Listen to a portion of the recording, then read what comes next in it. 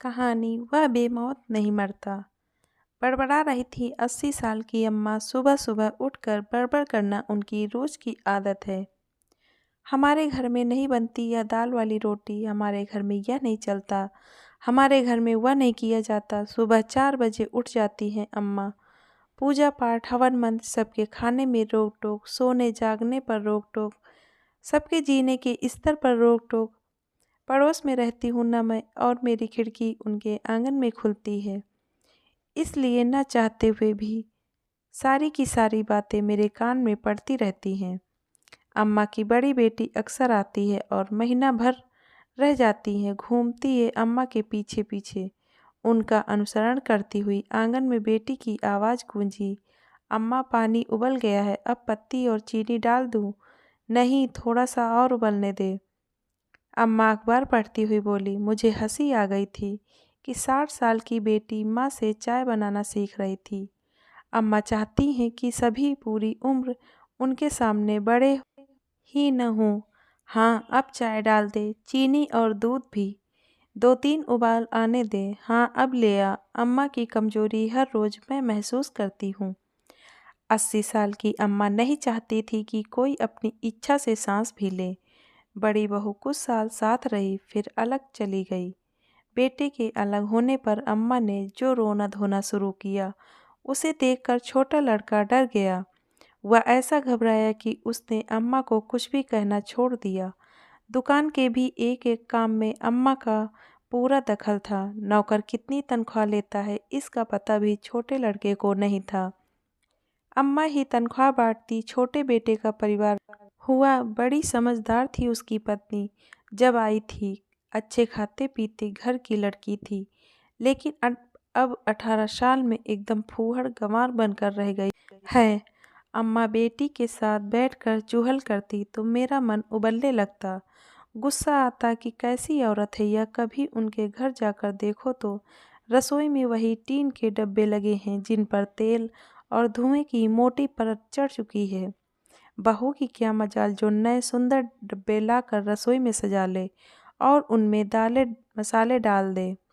मर्जी अम्मा की और फूहड़ता का लेबल बहू के माथे पर।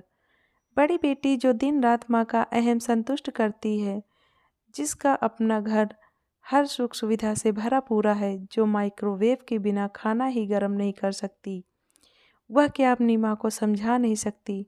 मगर नहीं, पता नहीं कैसा मोह है इस बेटी का कि माँ का दिल न दुखे, चाहे हजारों दिल दिन रात कुढ़ते रहे। मेरे घर में 3 रोटियां खाने का रिवाज नहीं। अम्मा ने बहू के आते ही घर के नियम उसके कान में डाल दिए थे।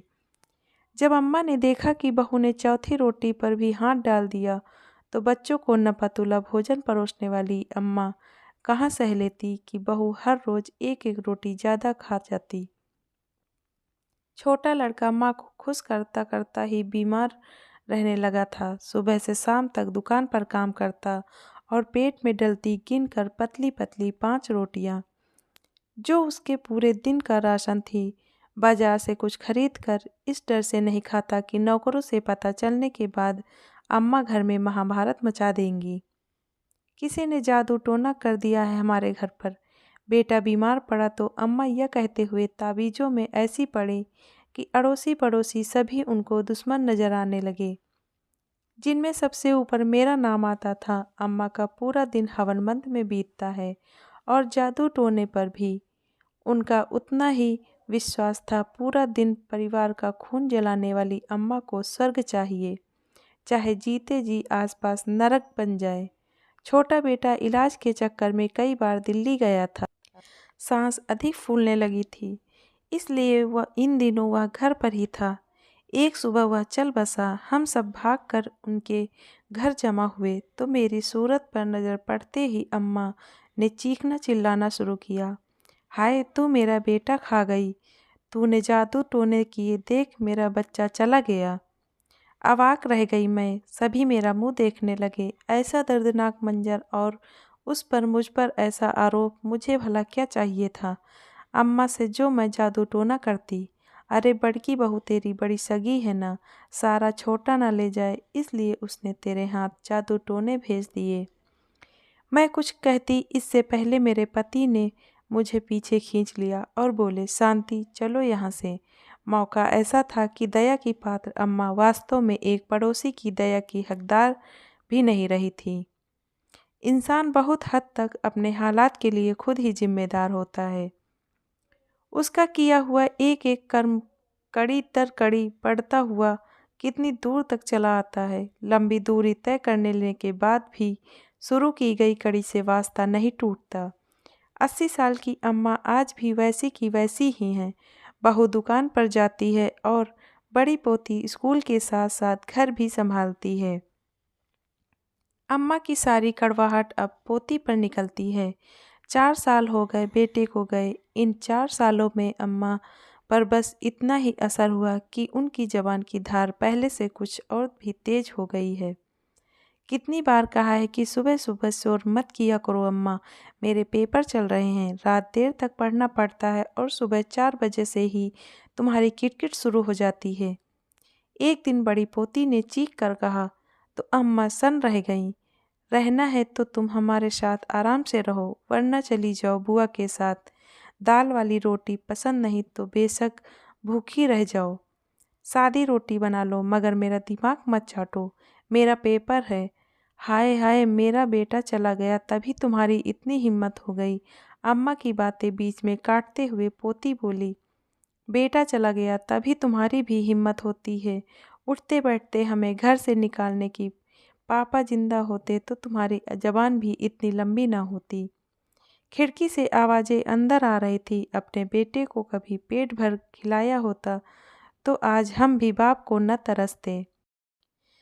अम्मा, इज्जत लेना चाहती हो तो इज्जत करना भी सीखो, मुझे पापा मत समझना।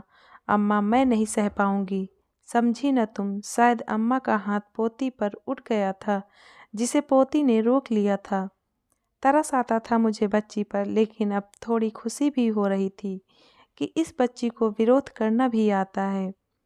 पेपर खत्म हुए और एक दिन फिर से घर में कोहराम मच गया।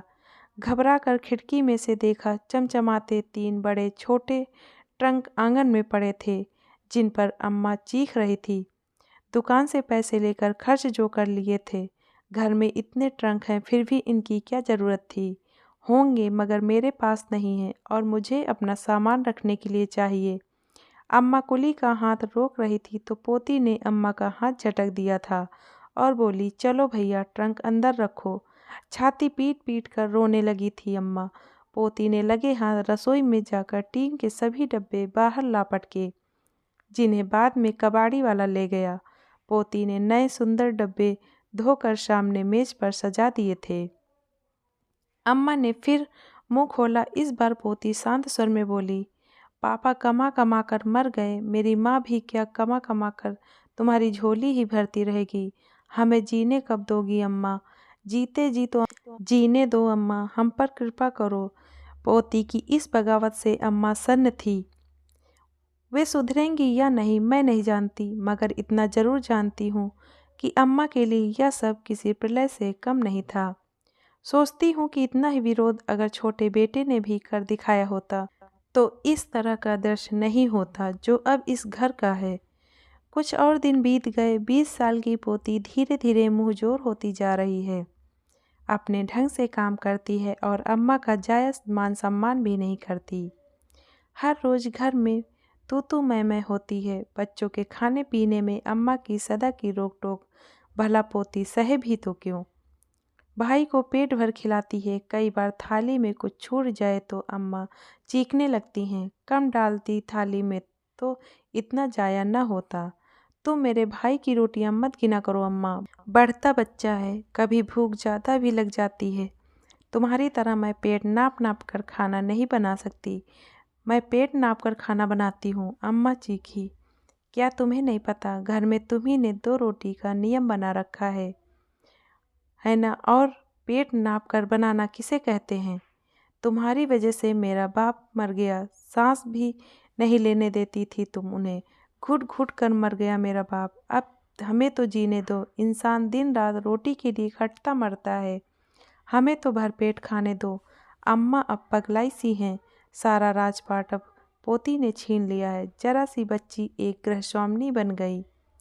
रोती रहती हैं अब अम्मा, सभी को दुश्मन बना चुकी हैं, कोई उनसे बात करना नहीं चाहता।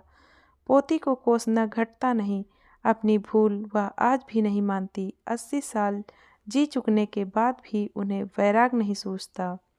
सबसे बड़ा नुकसान उन पंडितों को हुआ जो अब यज्ञ हवन के बहाने अम्मा से पूरी हलवा उड़ाने नहीं आ पाते। जब कभी कोई भटक कर आ पहुँचे तो पोती झटक देती है, जाओ आगे जाओ, हमें बख्शो। धन्यवाद।